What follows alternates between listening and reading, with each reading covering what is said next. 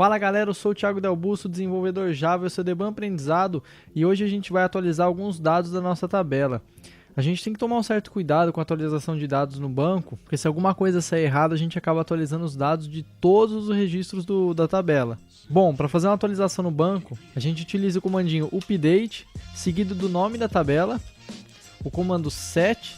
Agora a gente passa o nome do campo que a gente queira atribuir um novo valor, no caso eu vou passar endereço, e atribui um novo valor a esse campo. Se a gente executar esse comando da forma que está aqui, todos os endereços da tabela serão atualizados para esse valor aqui.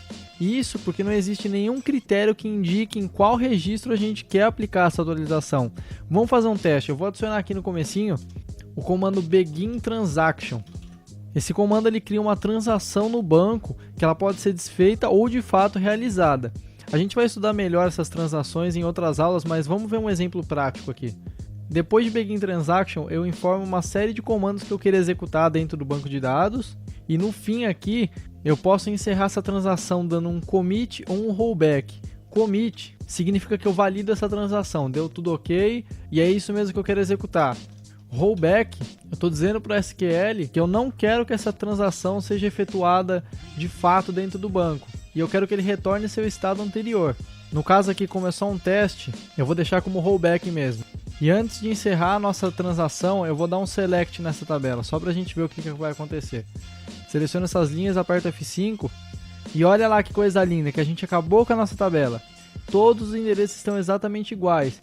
Para que exista aqui um critério de identificação, a gente vai usar de novo a cláusula where, passando como parâmetro o ID do aluno que a gente deseja atualizar o endereço. Nesse caso a gente está falando para o SQL atualizar a tabela aluno e alterar o campo endereço para esse valor aqui, desde que o ID desse aluno seja igual a 1. Vou selecionar essas duas linhas aqui e agora sim. Repara que os outros endereços não foram alterados. Como eu dei o rollback, o banco de dados voltou para o seu estado anterior, antes de eu executar aquele primeiro update. Como critério, a gente poderia utilizar outros campos, um nome, por exemplo. Mas como nesse caso a gente quer que a atualização seja aplicada apenas a um aluno, e como a gente sabe que a chave primária ela é única nessa tabela, a forma mais segura de fazer isso nesse caso é utilizar o ID do aluno. Para que a gente possa atualizar mais de um campo por vez, é só a gente acrescentar uma vírgula aqui, inserir o nome do campo que a gente deseja atualizar e atribuir um novo valor a ele. E tá lá. Agora vamos mexer um pouco na estrutura dessa tabela. Primeiro vamos deixar claro o seguinte: quando a gente vai construir uma tabela, é importante existir uma certeza sobre os campos e os tipos de dados existentes nessa tabela. Porque dependendo da alteração que a gente queira fazer, o trabalho talvez não compense. Aí nesse caso seja melhor recriar essa tabela. Primeiro a gente vai alterar o nome de um dos campos dessa tabela. A gente tem uma forma bem simples de fazer isso, ó, utilizando essa hierarquia aqui, na pastinha colunas aqui. Basta que a gente clique com o botão direito em cima de uma coluna, renomear e digite um novo nome para ela. Existe outra forma de fazer isso, mas a gente precisaria falar de procedures, que é assunto para outra aula. Mas de forma bem grosseira, uma procedure é uma biblioteca de comandos. Quando a gente executa uma procedure, a gente está executando uma série de comandos que foram inseridos dentro dessa procedure.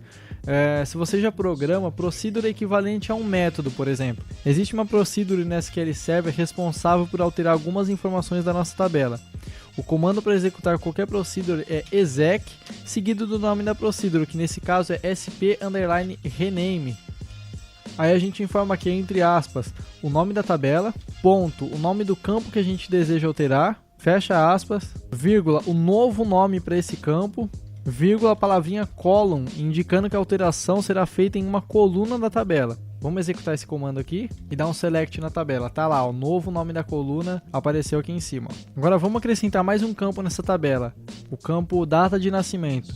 Para isso a gente utiliza o comandinho alterTable, seguido do nome da tabela, comando add, indicando que o campo vai ser adicionado, o nome do campo e o tipo de dado que ele vai receber. E tá lá, nossa nova coluna adicionada. Ó. Aproveitando o comando alter, vamos fazer com que o usuário não possa inserir novos registros sem passar um número válido para o RA. Para alterar essa propriedade da coluna, a gente utiliza o comando alterTable, o nome da tabela, alterColumn, indicando que a gente quer alterar a estrutura de uma coluna dentro dessa tabela, o nome da coluna que a gente deseja alterar, E aqui praticamente eu vou recriar essa coluna, sem perder nenhum dado já inserido nela. Então eu sei que ela é uma coluna do tipo inteira, seguido do parâmetro not null, ou seja, os valores inseridos aqui não podem ser nulos, eu não posso deixar de inserir algum valor aqui. Se a gente executar esse comando aqui, o SQL vai retornar um erro. Porque eu estou dizendo para ele alterar a coluna RA aluno de forma que ela não receba valores nulos. Mas se eu selecionar todos os dados da tabela aluno, eu vou ver que eu já tenho valores nulos aqui. E agora, o que a gente tem que fazer? A gente tem que atribuir valores aos RAs que são nulos. Vamos lá, atualizar a tabela aluno e setar um RA 0, onde o RA do aluno for nulo, is null. Executo e todos os valores nulos foram atualizados para 0. Vamos tentar fazer essa modificação aqui agora. Agora o SQL aceitou, já não tem valores nulos e no próximo insert eu sou obrigado a passar um valor para o RA.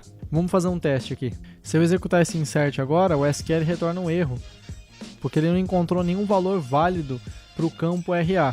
Tá aí mais uma aula de SQL, faça seus testes em casa e valeu!